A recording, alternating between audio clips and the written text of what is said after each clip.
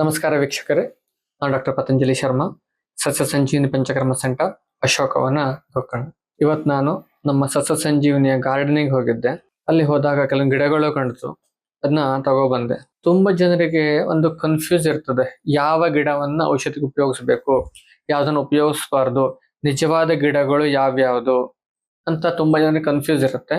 ತುಂಬಾ ಜನರಿಗೆ ಕಾಮನ್ ಆಗಿ ಒಂದು ಕನ್ಫ್ಯೂಸ್ ಇರುತ್ತಲ್ಲ, ಬ್ರಾಹ್ಮಿ ಯಾವುದು, ಒಂದೆಲಗ ಯಾವುದು, ಇವುಗಳ ಬಗ್ಗೆ ತುಂಬಾ ಕನ್ಫ್ಯೂಸ್ ಇರುತ್ತೆ. ಅದನ್ನ ಇವತ್ತು ನಿಮ್ಗೆ ಸವಿವರವಾಗಿ ತಿಳಿಸ್ಕೊಡ್ತೇನೆ. ನೀವಿನ್ನು ನಮ್ಮ ಚಾನೆಲ್ನ ಸಬ್ಸ್ಕ್ರೈಬ್ ಮಾಡ್ಕೊಂಡಿಲ್ಲ ಅಂತಂದ್ರೆ ಹಿಂದೆ ಸಬ್ಸ್ಕ್ರೈಬ್ ಮಾಡ್ಕೊಳ್ಳಿ. ನಾವು ಮುಂದೆ ಹಾಕ್ತಾ ಇರುವಂತ ವಿಡಿಯೋ ನೋಟಿಫಿಕೇಶನ್ ನಮಗೆ ಬರ್ತಾ ಇರ್ತದೆ. ನೀವು ಹೆಸರನ್ನ ಕೇಳೇ ಇರ್ತೀರಾ, ಬ್ರಾಹ್ಮಿ ರಸಾಯನ ಅಂತ ಕೇಳ್ತೀರಾ, ಬ್ರಾಹ್ಮಿ ವಟಿ, ಬ್ರಾಹ್ಮಿ ಗುಟಿಕ, ಬ್ರಾಹ್ಮಿ ಟ್ಯಾಬ್ಲೆಟ್, ಬ್ರಾಹ್ಮಿ ತೈಲ, ಬ್ರಾಹ್ಮಿ ಚೂರ್ಣ, ಬ್ರಾಹ್ಮಿ ಸ್ವರಸ, ಬ್ರಾಹ್ಮಿ ಕಲ್ಕ, ಹೀಗೆ ತುಂಬಾ ಪ್ರಿಪರೇಷನ್ಸ್ಗಳು ಬ್ರಾಹ್ಮಿ ಹೆಸರಲ್ಲಿ ಬರುತ್ತೆ. ಮಂಡೋಕಪರ್ಣಿ ರಸಾಯನ, ಮಂಡೋಕಪರ್ಣಿ ಟ್ಯಾಬ್ಲೆಟ್, ಮಂಡೋಕಪರ್ಣಿ ವಟಿ, ಮಂಡೋಕಿ ಗುಟಿಕ, ಹೀಗೆ ತುಂಬಾ ಮೆಡಿಸಿನ್ಗಳು ಬರ್ತಾ ಇರ್ತದೆ. ಹಾಗಿದ್ರೆ ಮಂಡೋಕಪರ್ಣಿ ಹಾಗೂ ಬ್ರಾಹ್ಮಿ ಎರಡು ಒಂದೇನಾ ಅಥವಾ ಬೇರೆ ಬೇರೆ ಇದೆಯಾ? ಬ್ರಾಹ್ಮಿ ಬೇರೆನಾ, ಮಂಡೋಕಪರ್ಣಿ ಬೇರೆನಾ, ಉರ್ಗೆ ಎಲೆ ಅಂದ್ರೆ ಬೇರೆನಾ? ಇವತ್ತು ನಿಮ್ಗೆ ಇವುಗಳ ಬಗ್ಗೆ ಸವಿವರವಾಗಿ ತಿಳಿಸ್ಕೊಡ್ತೇನೆ. ಹೇಗೆ ಕನ್ಫ್ಯೂಸ್ ಸ್ಟಾರ್ಟ್ ಆಯ್ತು, ನಮ್ಮ ಆಚಾರ್ಯರಲ್ಲೇ ಕನ್ಫ್ಯೂಸ್ ಇತ್ತ ಅಥವಾ ನಮ್ಮಲ್ಲಿ ಕನ್ಫ್ಯೂಸ್ ಆಗಿದ್ದ, ಇವೆಲ್ಲದ್ರ ಬಗ್ಗೆ ಇವತ್ತು ನಾನು ನಿಮ್ಗೆ ಸವಿವರವಾಗಿ ತಿಳಿಸ್ಕೊಡ್ತೇನೆ. ಇಲ್ಲ, 2 ಗಿಡ ತಂದಿದ್ದೀನಿ. ಕಾಮನ್ ಆಗಿ ನಿಮ್ಗೆ ಇರುವಂತಹದ್ದು 2 ಗಿಡಗಳು. ಒಂದೆಲಗ, ನಾವು ಉರಿಗೆ ಎಲೆ, ಒಂದೆಲಗ ಅಂತ ಯಾಕೆ ಹೇಳ್ತಾರ ಅಂತಂದ್ರೆ ಒಂದೇ ಎಲೆ ಇರತ್ತಲ್ಲ ಇದಕ್ಕೆ, ಅದಕ್ಕೆ ಒಂದೆಲಗ ಅಂತ ಹೇಳ್ತಾರೆ. ಒಂದೇ ಎಲೆ ಇರತ್ತೆ, ಒಂದೆಲಗ ಕನ್ನಡದಲ್ಲಿ ಹೇಳುವಂಥದ್ದು. ಇದಕ್ಕೆ ಮಂಡೂಕಪರ್ಣಿ ಅಂತ ಹೇಳ್ತೀವಿ. ಒಂದು ಮಂಡೂಕ ಅಂದ್ರೆ ಕಪ್ಪೆಯ ಆಕಾರದಲ್ಲಿ ಇರುತ್ತೆ ಹೇಳುವಂತದ್ದು ಒಂದು. ಕಪ್ಪೆಗಳು ಈ ಜಾಗದಲ್ಲಿ ತುಂಬಾ ವಾಸವಾಗಿರ್ತವೆ ಹೇಳುದು ಕೂಡ ಒಂದು ರೆಫರೆನ್ಸ್ ಇದೆ. ಇದಕ್ಕೆ ಮಂಡೂಕಪರ್ಣಿ ಅಂತ ಹೇಳ್ತಾರೆ. ಉರಿಗೆ ಎಲೆ, ಒಂದೆಲಗ, ಮಂಡೂಕಪರ್ಣಿ, ಹೀಗೆ ಬೇರೆ ಬೇರೆ ರೀತಿಯಲ್ಲಿ ಹೆಸರುಗಳನ್ನ ಕರೀತಾರೆ. ಇದರ ಶಾಸ್ತ್ರೀಯ ಹೆಸರು, ಬೊಟ್ನಿಕಲ್ ನೇಮು ಸೆಂಟೆಲಾ ಏಸಿಯಾಟಿಕಾ ಅಂತ ಹೇಳ್ತಾರೆ. ಸೆಂಟೆಲಾ ಏಸಿಯಾಟಿಕಾ ಅಂತಂದ್ರೆ ಒಂದೆಲಗ, ಮಂಡೂಕಪರ್ಣಿ. ಆಚಾರ್ಯ ಚರಕರು ಮೇಧ್ಯ ರಸಾಯನ ಹೇಳ್ಬೇಕಾದ್ರೆ ಹೇಳ್ತಾರೆ, ಮಂಡೂಕಪರ್ಣಂ ಸ್ವರಸಂಪ್ರಯೋಜ್ಯ. ಈ ಒಂದು ಮಂಡೂಕಪರ್ಣಿಯ ಸ್ವರಸವನ್ನ ಯೂಸ್ ಮಾಡಿದ್ರೆ ಮೇಧಾಶಕ್ತಿ ಹೆಚ್ಚಿಗೆ ಆಗತ್ತೆ, ನಮ್ಮ ಮೆಮೊರಿ ಪವರ್ ಹೆಚ್ಚಿಗೆ ಆಗತ್ತೆ ಅಂತ ಹೇಳ್ತಾರೆ. ಆಚಾರ್ಯ ಸುಶ್ರುತ ಚಿಕಿತ್ಸಾ ಸ್ಥಾನದಲ್ಲಿ ಮೇಧಾಶ್ಕಾಮಿಯ ರಸಾಯನ ಚಿಕಿತ್ಸೆನ ಹೇಳ್ಬೇಕಿದ್ರೆ 28ನೇ ಚಾಪ್ಟರ್ 4ನೇ ಶ್ಲೋಕದಲ್ಲಿ ಹೇಳ್ತಾರೆ. ಮಂಡೂಕಪರ್ಣಿ ರಸಾಯನ ಬಗ್ಗೆನೇ ಹೇಳ್ತಾರೆ. ಮಂಡೂಕಪರ್ಣಿಯ ರಸಾಯನ ಹೇಗೆ ಮಾಡಬೇಕು, ಯಾವ ರೀತಿ ಸೇವನೆಯನ್ನ ಮಾಡಬೇಕು, ಇವೆಲ್ಲದರ ಬಗ್ಗೆ ತುಂಬಾ ಸುಂದರವಾಗಿ ವ್ಯಾಖ್ಯಾನವನ್ನು ಕೊಡ್ತಾ ಹೋಗ್ತಾರೆ ಆಚಾರ್ಯ ಸುಶ್ರುತರು. ಅದರ ಮುಂದಿನ ಶ್ಲೋಕದಲ್ಲಿ 5ನೇ ಶ್ಲೋಕ ಹಾಗೂ 6ನೇ ಶ್ಲೋಕದಲ್ಲಿ ಅವರು ಬ್ರಾಹ್ಮಿ ರಸಾಯನವನ್ನ ಹೇಳ್ತಾರೆ. 28ನೇ ಚಾಪ್ಟರ್ಲಿ ಮೇಧಾಶ್ಕಾಮಿಯ ರಸಾಯನ ಚಿಕಿತ್ಸೆಯನ್ನು ಹೇಳಬೇಕಿದ್ರೆ 4ನೇ ಶ್ಲೋಕದಲ್ಲಿ ಮಂಡೂಕಪರ್ಣಿ ರಸಾಯನ ಹೇಳ್ತಾರೆ. 5ನೇ ಹಾಗೂ 6ನೇ ಶ್ಲೋಕದಲ್ಲಿ ಬ್ರಾಹ್ಮಿ ರಸಾಯನ ಪ್ರತ್ಯೇಕವಾಗಿ ಹೇಳ್ತಾರೆ. ಇದರಿಂದ ನಿಮಗೆ ಕ್ಲಾರಿಟಿ ಸಿಗತ್ತೆ. ಸೊ ಎರಡೂ ಕೂಡ ಬೇರೆ ಬೇರೆ ಗಿಡಗಳು, ಯಾವುದೇ ಕನ್ಫ್ಯೂಷನ್ ಇಲ್ಲ.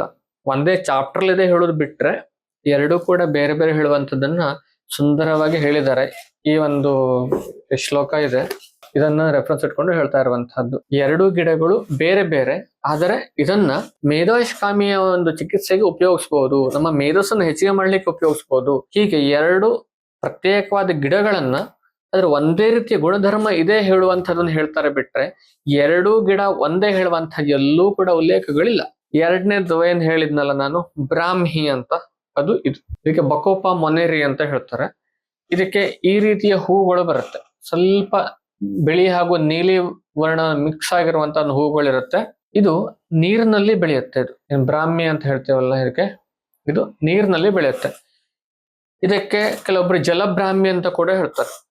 ಇದರ ಶಾಸ್ತ್ರೀಯ ಹೆಸರು ಬಕೋಪ ಮೊನೇರಿ. ಇದಕ್ಕೆ ಜಲಬ್ರಾಹ್ಮಿ ಅಂತ ಹೇಳ್ತಾರೆ. ಯಾಕೆ ಅಂತಂದ್ರೆ ನೀರಿನಲ್ಲಿ ಬೆಳೆಯುತ್ತೆ, ಅದರಿಂದ ಜಲಬ್ರಾಹ್ಮಿ ಅಂತ ಹೇಳುವಂಥದ್ದು. ಈ ಒಂದು ಜಲಬ್ರಾಹ್ಮಿಯನ್ನು ಕೂಡ ಮೇಧಾಶಕ್ತಿ ಹೆಚ್ಚಿಗೆ ಆಗಲಿಕ್ಕೆ ನಾವು ಉಪಯೋಗಿಸಬಹುದು.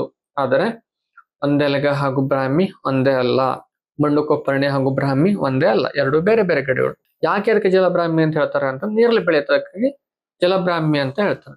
ಇದು ಹೇಗೆ ನಾವು ನೀರನ್ನ ತುಂಬಿ ಅದರಲ್ಲಿ ಗಿಡಗಳನ್ನ ಬೆಳಿತೇವ್ಯ, ಹಾಗೆ ನಮ್ಮ ಮೆದುಳು ಕೂಡ ಆ ಒಂದು ನೀರಿನಲ್ಲಿ ಸೆರೆಬ್ರೋಸ್ಪೈನಲ್ ಫ್ಲೂಯಿಡ್ ನಲ್ಲಿ ಫ್ಲೋಟ್ ಆಗ್ತಾ ಇರುತ್ತೆ. ಎಲ್ಲ ನರಿಶ್ಮೆಂಟ್ ಸಿಕ್ಕೋದೇ ಅದಕ್ಕೆ ಅಲ್ಲಿಂದ. ಹೇಗೆ ಗಿಡಕ್ಕೆ ನೀರಿಂದ ಸಿಗತ್ತೋ ಹಾಗೆ ನಮ್ಮ ಮೆದುಳಿಗೆ ಆ CSF ಇಂದ ಸಿಗ್ತಾ ಇರುತ್ತೆ, ಸೆರೆಬ್ರೋಸ್ಪೈನಲ್ ಫ್ಲೂಯಿಡ್ ಇಂದ. ಅದೇ ರೀತಿಯಾಗಿ ಇದು ನಮ್ಮ ಬಾಡಿಗೆ ಹೆಲ್ಪ್ ಆಗತ್ತೆ. ನಾವು ಸೇವಿಸಿದಾಗ ಮೆದುಳಲ್ಲಿರುವಂತ ನರಗಳನ್ನ ರಿಕವರಿ ಮಾಡ್ಲಿಕ್ಕೆ ಅದ್ಭುತವಾದಂತ ಒಂದು ಕೆಲಸವನ್ನ ಮಾಡುತ್ತೆ. ಈ ಒಂದು ಜಲಬ್ರಾಹ್ಮಿ ಕೂಡ ಮಾಡುತ್ತೆ, ಮೆಂಡಕಪರ್ಣಿ ಕೂಡ ಮಾಡುತ್ತೆ. ಅದರಲ್ಲಿ ಎಷ್ಟು ಸುಂದರವಾಗಿ ಹೇಳ್ತಾ ಹೋಗ್ತಾರೆ ಅಂತಂದ್ರೆ, ಆಯುರ್ವೇದದಲ್ಲಿ ರಸಾಯನ ಚಿಕಿತ್ಸಾ ಅಂತ ಕೂಡಲೇ ಮುಖ್ಯವಾಗಿ 2 ಭಾಗವಾಗಿ ಬರುತ್ತೆ. ಒಂದು ಕುಟಿಪ್ರಾವೇಶಕ, ಮತ್ತೊಂದು ವಾತಾತಪಿಕ. ಕುಟಿಪ್ರಾವೇಶಕ ಅಂತಂದ್ರೆ ನಿರ್ವಾತ, ಗಾಳಿ ಬೀಸದೆ ಇರುವಂತ ಜಾಗದಲ್ಲಿ ಆಗಾರಾಂ ಪ್ರವೇಶ ಅಂತ ಹೇಳ್ತಾರೆ. ಇಲ್ಲಿ ಆಚಾರ್ಯ ಸುಶ್ರುತರು ಆಗಾರಾಂ ಪ್ರವೇಶ, ಆಗಾರ ಅಂತಂದ್ರೆ ಒಂದು ಮನೆ ಒಳಗಡೆಗೆ, ಅಲ್ಲಿ ಕಾಯಕಲ್ಪ ಕುಟಿಯನ್ನ ಹೇಳ್ತಾರೆ.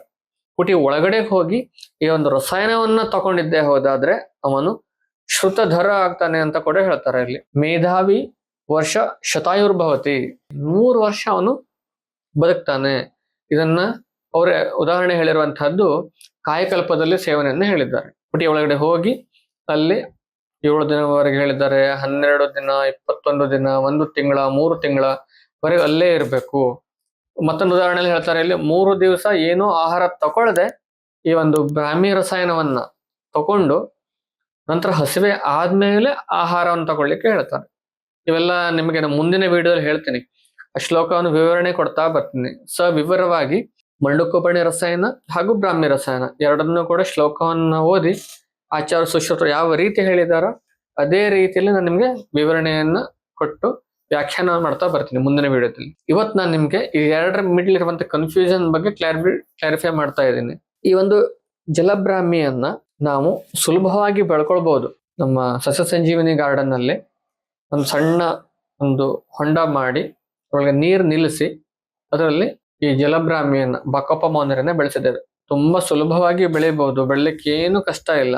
ಅದನ್ನ ನಾವು ಸುಲಭವಾಗಿ ಬೆಳ್ಕೊಂಡ್ರೆ ಯಾರ್ಯಾರು ಉನ್ಮಾದ, ಅಪಸ್ಮಾರ, ಕೆಲವೊಬ್ಬರಿಗೆ ಬ್ರೈನಿನ ಡೆವಲಪ್ಮೆಂಟ್ ಸರಿ ಆಗ್ತಾ ಇರಲ್ಲ, ಗ್ರೋತ್ ಆಗ್ತಾ ಇರೋದಿಲ್ಲ, ಅವೆಲ್ಲದಕ್ಕೂ ಕೂಡ ಅದ್ಭುತವಾದ ಕೆಲಸವನ್ನ ಮಾಡುತ್ತೆ ಈ ಒಂದು ಬ್ರಾಹ್ಮಿ. ಉನ್ಮಾದ, ಅಪಸ್ಮಾರ ಅಂತಂದ್ರೆ ಎಪಿಲೆಪ್ಸಿ, ಫಿಟ್ಸ್ ಬರುವಂತಹದ್ದು, ಅಥವಾ ಕೆಲವೊಬ್ಬರಿಗೆ ಮೆಂಟಲ್ ರಿಟೈರ್ಡ್ ಆಗ್ತಾ ಇರುವಂತಹದ್ದು, ಇನ್ನು ಗ್ರೋತ್ ಡೆವಲಪ್ಮೆಂಟ್ ಆಗಿರಲ್ಲ ಮಕ್ಕಳಲ್ಲಿ. ಕೆಲವೊಬ್ರು ವರ್ಷಗಟ್ಟಲೆ ಆದ್ರೂ ಕೂಡ ಅವರು ಮುಂದೆ ಹೋಗೋದಿಲ್ಲ, ಕಂಚ್ಕೊಳ್ಳೋದಿಲ್ಲ, ನಿಲ್ಲೋದಿಲ್ಲ, ಮಾತು ಬರ್ತಾ ಇರೋದಿಲ್ಲ, 2 ವರ್ಷ 3 ವರ್ಷ ಆಗಿರ್ತದೆ.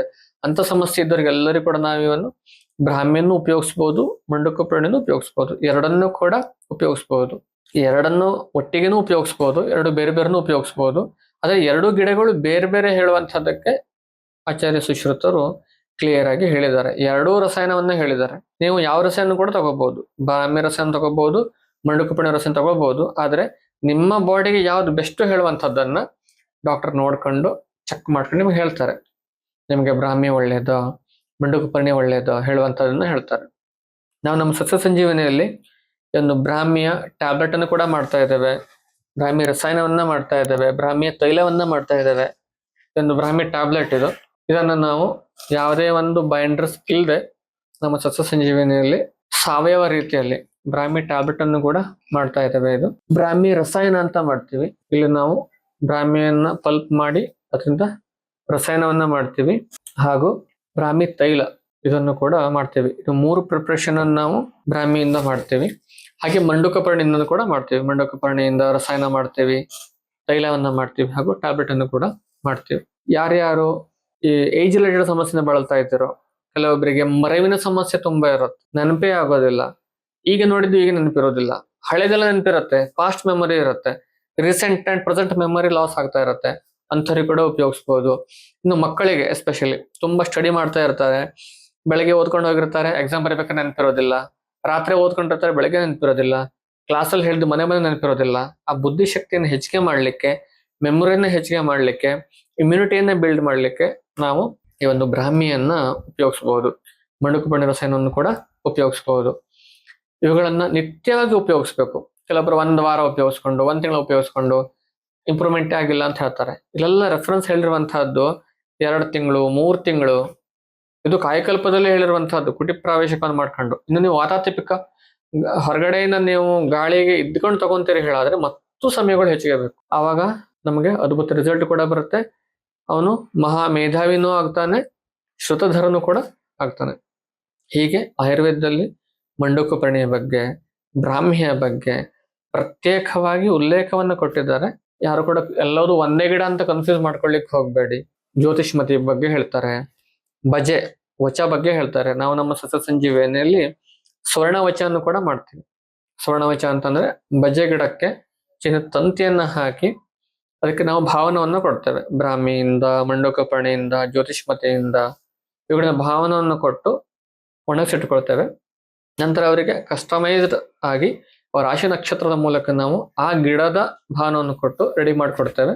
ಅದು ಕಸ್ಟಮೈಸ್ಡ್ ಆಗಿರೋದ್ರಿಂದ ತುಂಬಾ ಅದ್ಭುತವಾದ ಒಂದು ರಿಸಲ್ಟ್ ಕೂಡ ಬರ್ತದೆ. ನಿಮ್ಗೆ ಸಾಧ್ಯ ಆದ್ರೆ ಇದನ್ನ ಫ್ರೆಶ್ ಆಗಿ ಕೂಡ ಯೂಸ್ ಮಾಡಬಹುದು, ಹಾಗೆ ತಿನ್ಬಹುದು. ಇದನ್ನ ಏನು ಸೈಡ್ ಎಫೆಕ್ಟ್ ಇರೋದಿಲ್ಲ. ಇದನ್ನು ಕೂಡ ನೀವು ಡೈರೆಕ್ಟ್ ಆಗಿ ತಿನ್ನಬಹುದು, ಏನು ಸೈಡ್ ಎಫೆಕ್ಟ್ಗಳು ಇರೋದಿಲ್ಲ. ತುಂಬಾ ಜನರ ಮನೆಯಲ್ಲಿ ಈ ಒಂದು ಒಂದೆಲಗದಿಂದ ತಂಬಳಿಯನ್ನ ಮಾಡ್ತಾರೆ, ಚಟ್ನಿಯನ್ನ ಮಾಡ್ತಾರೆ, ಕೆಲವೊಬ್ರು ಜ್ಯೂಸ್ ಮಾಡ್ಕೊಂಡು ಕುಡಿತಾರೆ. ದೊಡ್ಡ ದೊಡ್ಡ ಬೇಸಿಗೆಯಲ್ಲಿ ತುಂಬಾ ಸೆಕೆ ಇದ್ದಾಗ ಸ್ವಲ್ಪ ತಂಪು ಅಂತ ಇದನ್ನ ಜ್ಯೂಸ್ ಮಾಡ್ಕೊಂಡು ಕುಡಿತಾರೆ. ಇದು ನಮ್ಮ ಪಿತ್ತವನ್ನ ಕಡಿಮೆ ಮಾಡುತ್ತೆ, ಅಸಿಡಿಟಿಯನ್ನ ಕಡಿಮೆ ಮಾಡುತ್ತೆ, ಪೈಲ್ಸ್ ಬ್ಲೀಡಿಂಗ್ ಸಮಸ್ಯೆಯನ್ನು ಕೂಡ ಕಡಿಮೆ ಮಾಡುತ್ತೆ. ನೀವು ನಮ್ಮ ಆಯುರ್ವೇದ ಹೇಳುವಂತ ಗಿಡಗಳಿಂದ ಒಂದೆರಡು ಪ್ರಯೋಜನ ಅಲ್ಲ, ತುಂಬಾ ರಿಸಲ್ಟ್ಗಳು ಸಿಗತ್ತೆ, ತುಂಬಾ ಪ್ರಯೋಜನ ಇರುತ್ತೆ. ಇವೆಲ್ಲ ಹೇಗೆ ಅಂತಂದ್ರೆ ಸೇಫ್ ಟು ಯೂಸ್ ಅಂತ ಸೈಡ್ ಎಫೆಕ್ಟ್ಗಳು ಯಾವುದು ಇರುವುದಿಲ್ಲ. ತಾವೆಲ್ಲರೂ ಕೂಡ ಇವುಗಳ ಪ್ರಯೋಜನವನ್ನ ಪಡ್ಕೋಬಹುದು. ನಿಮ್ಗೆ ನಮ್ಮ ಪ್ರಾಡಕ್ಟ್ಗಳು ಬೇಕಾಗಿದ್ರೆ ನಮ್ಮ ಆಫೀಸ್ ಸಂಖ್ಯೆ ಆಗಿರುವಂತ 8762845044 ನಂಬರ್ಗೆ ಕಾಂಟ್ಯಾಕ್ಟ್ ಮಾಡಿದ್ರೆ ಅವರು ಪೋಸ್ಟ್ ಮೂಲಕ ಕಳಿಸ್ಕೊಡೋ ವ್ಯವಸ್ಥೆಯನ್ನ ಮಾಡ್ತಾರೆ. ಫ್ರೆಶ್ ಆಗಿ ಸಿಕ್ಕಿದ್ರೆ ಫ್ರೆಶ್ ಆಗಿ ಉಪಯೋಗಿಸಿ, ಫ್ರೆಶ್ ಆಗಿ ಸಿಕ್ಕಿಲ್ಲ ಹೇಳಾದ್ರೆ ನಾವು ನಿಮ್ಗೆ ಕಳಿಸ್ಕೊಡೋ ವ್ಯವಸ್ಥೆಯನ್ನ ಮಾಡ್ತೇವೆ. ಇಂದಿನ ನಮ್ಮ ಮಕ್ಕಳು ನಾಳೆ ನಮ್ಮ ಭಾರತದ ಭವಿಷ್ಯ, ಅವ್ರು ರೆಡಿ ಆಗಬೇಕು. ಪ್ರತಿಯೊಬ್ಬರು ಕೂಡ ಒಂದು ಪ್ರಯತ್ನವನ್ನ ಮಾಡಿ ಉತ್ತಮ ಸಮಾಜ ನಿರ್ಮಾಣ ಮಾಡಲಿಕ್ಕೆ ಕೆಲಸ ಮಾಡಬೇಕು. ಆವಾಗ ನಮ್ಮ ಭಾರತ ಆತ್ಮನಿರ್ಭರ ಭಾರತ ಆಗತ್ತೆ, ಇಡೀ ವಿಶ್ವಕ್ಕೆ ಗುರು ಆಗಲಿಕ್ಕೆ ಸಾಧ್ಯ ಉಂಟು. ಈ ವಿಡಿಯೋವನ್ನ ನಿಮ್ಮೆಲ್ಲ ಫ್ರೆಂಡ್ಸ್ಗಳಿಗೆ ಶೇರ್ ಮಾಡಿ, ಈ ಮಾಹಿತಿಯನ್ನು ಎಷ್ಟಾಗತ್ತೋ ಅಷ್ಟು ಎಲ್ಲರಿಗೂ ತಲುಪಿಸುವಂತ ವ್ಯವಸ್ಥೆಯನ್ನ ಮಾಡಿ. ಅವಾಗೆಲ್ಲರೂ ಕೂಡ ಈ ಒಂದು ಗಿಡದ ಪ್ರಯೋಜನ ಆಗುತ್ತೆ. ನಾವು ಮುಂದಿನ ವಿಡಿಯೋದಲ್ಲಿ ಮಂಡೋಕಪರ್ಣಿ ರಸಾಯನ ಹಾಗೂ ಬ್ರಾಹ್ಮಿ ರಸಾಯನವನ್ನ ಹೇಗೆ ತಗೊಳ್ಬೇಕು, ಎಷ್ಟು ದಿವಸ ತಗೋಬೇಕು, ಎಷ್ಟು ದಿವಸ ತಗೊಂಡ್ರೆ ಏನ್ ರಿಸಲ್ಟ್ ಬರುತ್ತೆ ಅಂತ ನಮ್ಮ ಆಚಾರ್ಯರು ಹೇಳಿದ್ದಾರೆ. ಆಚಾರ್ಯ ಸುಶ್ರುತರು ಯಾವ ರೀತಿ ಹೇಳಿದ್ದಾರೆ, ಆಚಾರ್ಯ ಚರಕರು ಯಾವ ರೀತಿ ಹೇಳಿದ್ದಾರೆ, ಇವೆಲ್ಲದರ ಬಗ್ಗೆ ನಾನು ನಿಮ್ಗೆ ಸವಿವರವಾಗಿ ತಿಳಿಸ್ಕೊಡ್ತೇನೆ. ಅಲ್ಲಿವರೆಗೆ ನಮಸ್ಕಾರ.